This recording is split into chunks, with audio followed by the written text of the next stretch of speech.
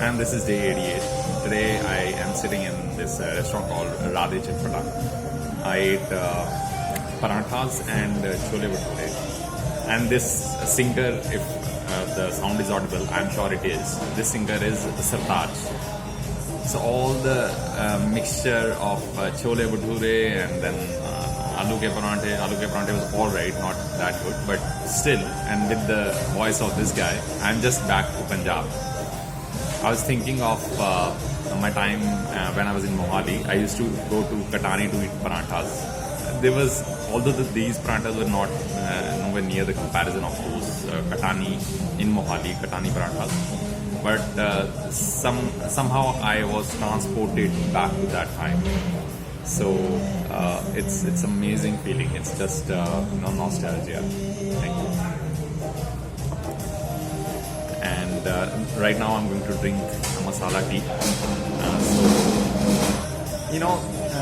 I usually think that I don't get attached emotionally, but these things are reminder. Food is a reminder. Language is a reminder. I feel emotional when I have certain sort of food.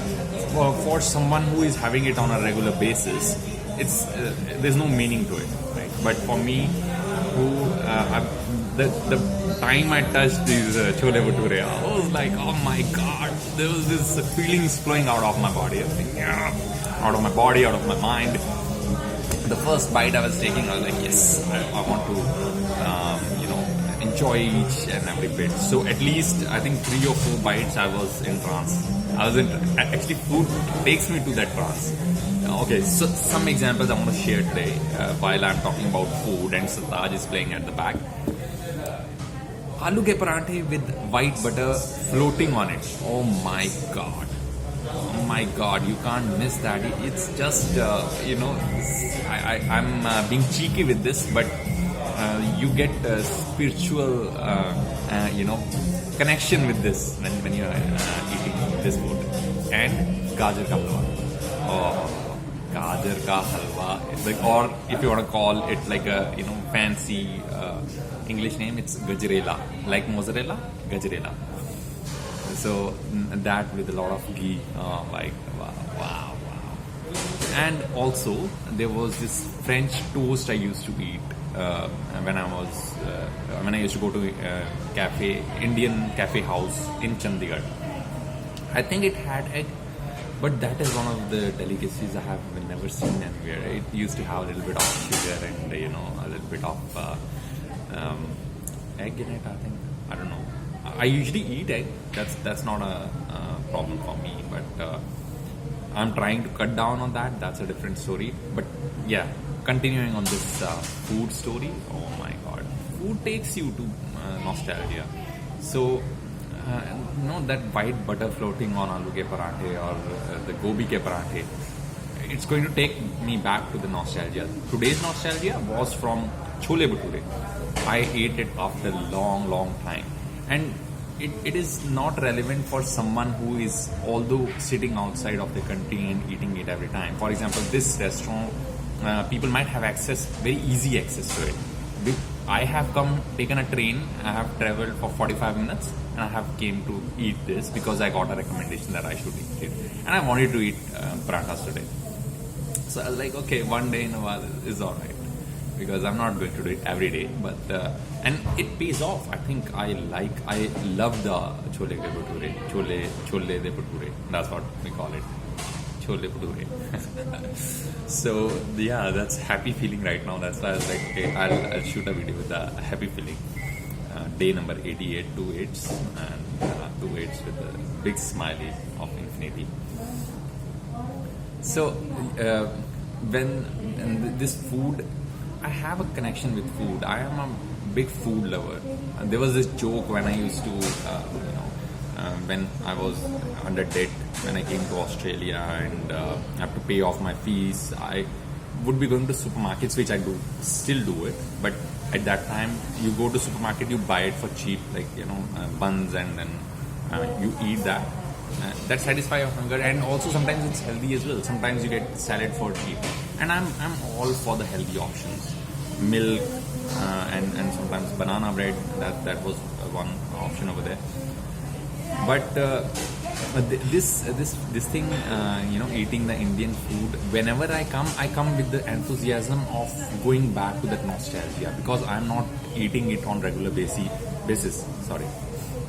Even if I was cooking something that is totally Greek and Indian mix, and if you want to call it Iranian, South Indian, whatever, it was some mixed thing, and I was eating for 2 years. Okay, that was my cooking. But when it comes to the masalas and the spices, and you just go back, you're like, okay. And this restaurant is, I think, probably from Northern Indian spices kind of thing. That's why I'm like, I like the thing so much. Now my next target is I'm going to eat in a few places. Like there is this Murugan temple that I have heard of. They are well established for their dosas. I'll go for that. I'll go for dosas. So, as I'm not going to do it every day, and one meal, which is a strong meal that I have, and the others are the snacky and light meals, I can actually go for one good meal around different places. So, one Murugan temple is on my list. The other one is maybe I will be going to one of the gurdwaras, which is I have enlisted 2 gurdwaras. So maybe I will go Glenwood, that is nearby. There was this funny name, Turvura, the suburb, name of the suburb, Turvura, I forgot, I don't know, maybe Turvura. So we will see where I go, because when you eat food in the temple, that is prepared with certain devotion, and I really believe it. When you're eating, and even if you're eating in the canteen of the, for example, Murugan temple, they might not be giving, for example, in Langar Seva, the food is free for everyone is invited. But in the Murugan temple or other temple is Siri Venkateswara temple. So these temples, they have canteens which they might be charging for the nominal cost, and to maintain the facility, which is pretty obvious that they should actually charge to maintain the hygiene and the cleanliness of the food that they are serving in the canteen. So when you eat that food, you get certain sort of positive vibration. This same vibration, I went to one of the Buddhist temples. Did I make a video? I don't know if I talked about this. So there was this Buddhist temple where I went, and they were talking. They had this one figure where, so it's evident now 333 million Indian gods, and they have different superpowers and whatever you want to call it.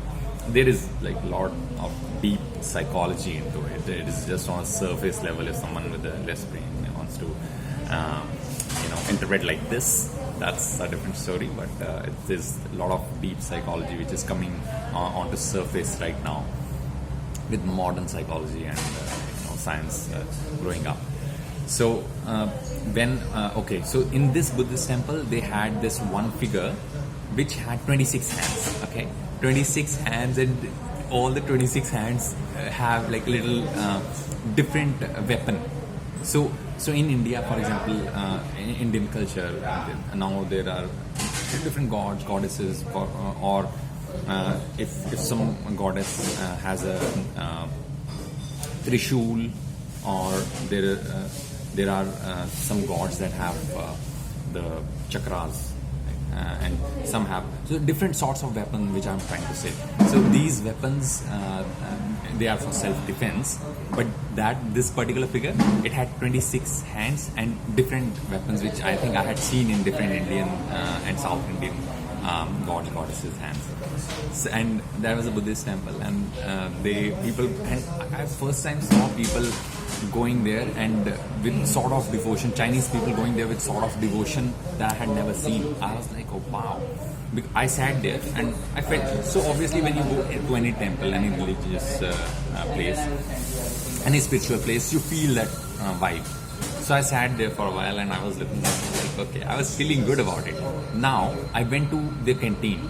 Okay, they had expensive burgers and They had one halloumi burger and there was this veggie burger, some patty or something. So I wanted to eat in their cafe. There was a private cafe as well. There was this cafe for this particular, the Buddhist temple. So I wanted to eat in their cafe. I went for the halloumi burger and one cookie. And I was like, okay, I need to eat it again. I ordered another burger and I ate that burger. Now, I don't know if it was very fulfilling. I had a great fulfilling meal at that time. So it does, food has certain connections, that revitalizes your brain and you function differently. Like right now I am. Alright, I'll finish with this. Thank you.